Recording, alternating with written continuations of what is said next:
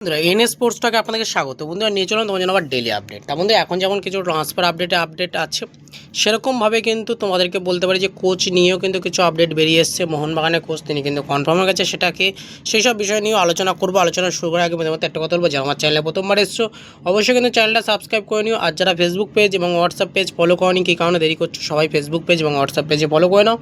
কারণ সর্বপ্রথম কিন্তু আমি হোয়াটসঅ্যাপ এবং ফেসবুক পেজে দিয়ে থাকি, তারপরে কিন্তু যখন ভিডিও করার সময় হয় তখন কিন্তু ভিডিও করি। তাই জন্য অনেকেই ভাবো যে আমি হয়তো লেট করে ভিডিও দিচ্ছি, লোকের ভিডিও কপি করে দিচ্ছি, এমনটা কিন্তু নয়। তোমরা হোয়াটসঅ্যাপ এবং ফেসবুকে জয়েন হয়ে যাও, দেখতে পাবে সেখানে কিন্তু অনেক আগেই তোমরা আপডেট পেয়ে যাবে। যাই হোক, চলো এবার মূল আপডেটে বা আসল কথায় আসা যাক। শুরুতেই প্রথমে বলবো যে মোহনবাগানকে নিয়ে 51 বছর বয়সী গ্রিসের কোচ প্যানাজিওটিস দিলমপ্রিজ তাকে কিন্তু কোচের পদে সাইনিং করেছে মোহনবাগান, যিনি কিন্তু গত মরশুমে পাঞ্জাব এফসির সঙ্গে যুক্ত ছিলেন। এই কোচটি total Indian super league, super cup এবং ডুরান্ড কাপ মিলিয়ে 20টা ম্যাচ খেলেছেন পাঞ্জাবের। সেখানে কিন্তু 10টা ম্যাচ জিতিয়েছেন, 5টা ম্যাচ ড্র এবং 5টা ম্যাচ হেরেছে। তাহলে বুঝতে পারছো ওভারঅল 50% কিন্তু তার রয়েছে পাসিং বলছি, উইন অ্যাকুরেসি কিন্তু 50% রয়েছে।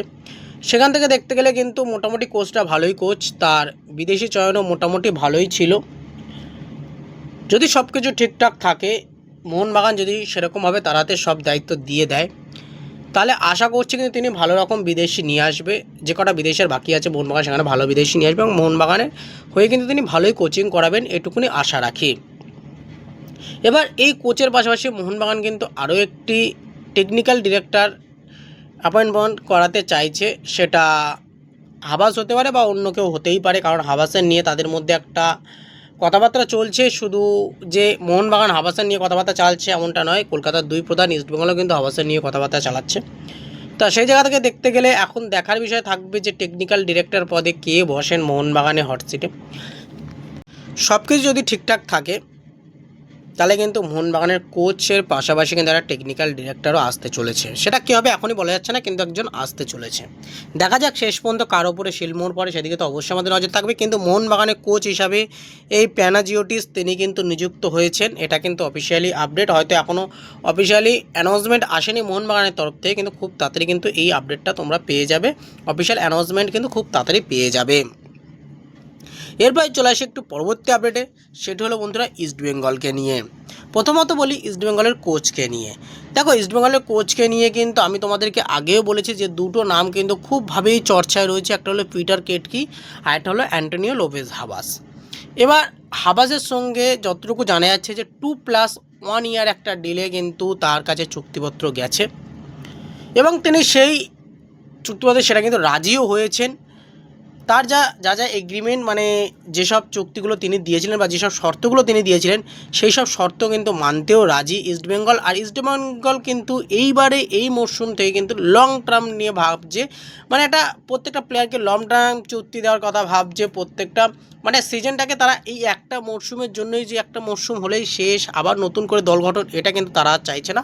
তারা একটু লং টার্ম চিন্তাভাবনা কিন্তু নিতে চলেছে বলে এখনও পর্যন্ত জানা যাচ্ছে। সেই মতো কিন্তু কোচকেও একটু বেশি সময়ের জন্য তারা আনতে চাইছে। তার মধ্যে যদি কোচ খারাপ পারফরমেন্স করে সেই বিষয়টা আলাদা, কিন্তু তারা একটু লং টার্ম চিন্তাভাবনা কিন্তু করতে চাইছে। সেক্ষেত্রে কিন্তু অ্যান্টোনিও লোপেজ হাবাসকে 2+1 ইয়ার একটা ডিলের অফার করা হয়েছে এবং হাবাস সেটাকে কিন্তু সম্মতিও দিয়েছে। যতটুকু এখনও পর্যন্ত জানা যাচ্ছে যে হাবাস কিন্তু এই ডিলে অত্যন্ত খুশি এবং যদি সব কিছু ঠিক থাকে তাহলে ইস্টবেঙ্গলে কিন্তু হট সিটে বসতে চলেছেন এই অ্যান্টোনিও লোপেজ হাবাস। তোমাদেরকে আবারও বলছি যে খুব তাড়াতাড়ি হয়তো সোম বা মঙ্গলবারের ভিতরেই কিন্তু তোমরা জেনে যাবে যে কে হতে চলেছে এই মরশুমের ইস্টবেঙ্গলের কোচ। তার কারণ কি, খুব সম্ভবত যে একটা ইনভেস্টার নিয়ে ইস্টবেঙ্গলের মধ্যে যে সমস্যাটা হচ্ছে, সেই সমস্যাটা রবিবারের মধ্যে মিটে যেতে পারে। তারপরেই কিন্তু আমরা সোমবার অথবা মঙ্গলবার থেকেই কিন্তু আমরা প্রত্যেকটা প্লেয়ারের অ্যানাউন্সমেন্ট যেগুলো সাইনিং হয়ে গেছে, যেমন দানিশ ফারুক, বরিস সিং, বা র্যামিরেজ যে কোনো প্লেয়ারগুলো সাইনিং হয়েছে সেইগুলোর কিন্তু অ্যানাউন্সমেন্টও যেমন আসবে, সেরকমভাবে কিন্তু আরও প্লেয়ারদের কিন্তু তারা নেওয়ার জন্য যে ঝাঁপাবে সেদিকেও কিন্তু মনোযোগ দেবেন। আর এই পুরোপুরি বিষয়টা কিন্তু দেখছে থংবয় সিংটো।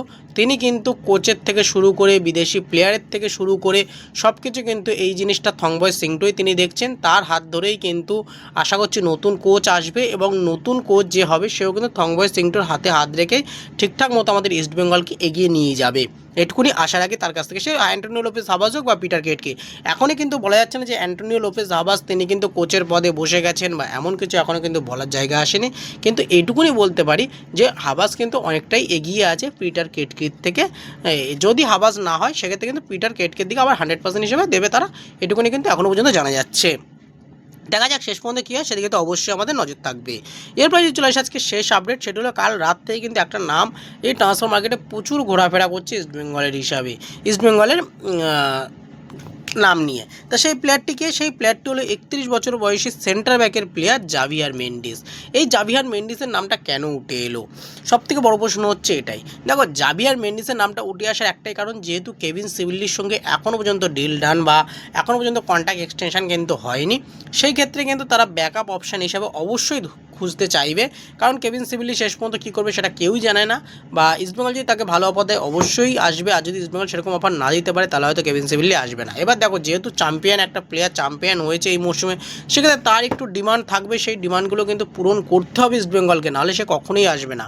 সে যেহেতু চ্যাম্পিয়ন করেছে, টিমটাকে ভালো মতো নেতৃত্ব দিয়েছেন, মানে ডিফেন্সে একদম বলা যায় ওয়ালের মতো দাঁড়িয়েছিল, সেই প্লেয়ার তো অবশ্যই একটু স্যালারি বাড়াবে, সেই প্লেয়ারের অবশ্যই কিছু ডিমান্ড থাকবে, কিছু শর্ত থাকবে, সেগুলো কিন্তু অবশ্যই মানতে হবে ইস্টবেঙ্গলকে। এবার তার মধ্যেও কিছু নেগোসিয়েশন চলবে সেখানটায়, এরাও কিছু মেনে নেবে, ওরাও কিছু মেনে নেবে, এরকমভাবেই কিন্তু একটা ডিল হয়। সেক্ষেত্রে কেভিন সিভিলির সঙ্গে কিন্তু এখনও পর্যন্ত সেরকম জায়গায় গিয়ে কিন্তু পৌঁছায়নি যে ডিল ডান বা কন্ট্রাক্ট এক্সটেনশন হয়ে যাচ্ছে, এটা বলার উপায় আছে, দেখা যাক। তাই জন্য কিন্তু এই জাভিয়ার মেন্ডিস সেটা কিন্তু ব্যাকআপ অপশান হিসাবে ইস্টবেঙ্গলে রেখেছে। যদি কেভিন সিভিলি না হয় তাহলে কিন্তু জাভিয়ার মেন্ডিস আসতে পারে ইস্টবেঙ্গলে, এবং তার সঙ্গে একটা প্রাথমিক পর্যায়ে কথাবার্তাও সারছে, এটুকুনি কিন্তু এখনও পর্যন্ত জানা গেছে। এই 31 বছর বয়সী উরুগুয়ের সেন্টার ব্যাকের প্লেয়ার, মার্কেট ভ্যালু কিন্তু তার 2.8 কোটি টাকা। তিনি যে 2025-26 মরশুমে খুব বেশি ম্যাচ খেলেছেন এমনটা কিন্তু নয়, 2025-26 মরশুমে তিনি কিন্তু মাত্র 8টা ম্যাচ খেলেছেন। সেই 8টা ম্যাচেরও কিন্তু বলা যায় যে বেশিরভাগ ম্যাচটাই কিন্তু তিনি 50 মানে তোমার 90 মিনিটসে, 90 মিনিটস বলছি, 17, 16, 18 এরকম মিনিটসের পরে কিন্তু তিনি লেবেছেন। তিনি কিন্তু প্লেইং 11-এ ছিল না, মাত্র কিন্তু 3টে ম্যাচ তিনি ফার্স্ট প্লেইং 11-এ ছিল, বাদবাকি কিন্তু 5টা ম্যাচ তিনি কিন্তু ফার্স্ট প্লেইং 11-এ ছিল না, তিনি কিন্তু সেটা সাবস্টিটিউট হিসাবে লেবেছেন। তাহলে বুঝতেই পারছো যে কেভিন সিভিলি কিন্তু ফার্স্ট প্লেইং 11-এর প্লেয়ার, আর এই জাভিয়ার মেন্ডিস তিনি কিন্তু সাবস্টিটিউট প্লেয়ার। তা সেই জায়গা থেকে জাভিয়ার মেন্ডিস যদি আসে, আমি জানি না কীরকম পারফরমেন্স করবে না করবে, কিন্তু যদি আসে সেক্ষেত্রে কেভিন সিভিলি যে খুব ভালো ব্যাকআপ অপশান বা খুব ভালো যে রিপ্লেসমেন্ট হবে এটা কিন্তু আমার মনে হয় না, এর থেকে আরও ভালো প্লেয়ার আছে, সেদিকে কিন্তু যেতে পারে। হ্যাঁ, প্লেয়ারটার এই জাভিয়ার মেন্ডিস, তার যদি আমরা কিছু দিন আগের কথা বলি তাহলে কিন্তু সেক্ষেত্রে বলা যায় যে তিনি মোটামুটি ভালো প্লেয়ার ছিল, কিন্তু এখন বর্তমানে তার ফর্মটা কিন্তু অনেকটাই ড্রপ করেছে।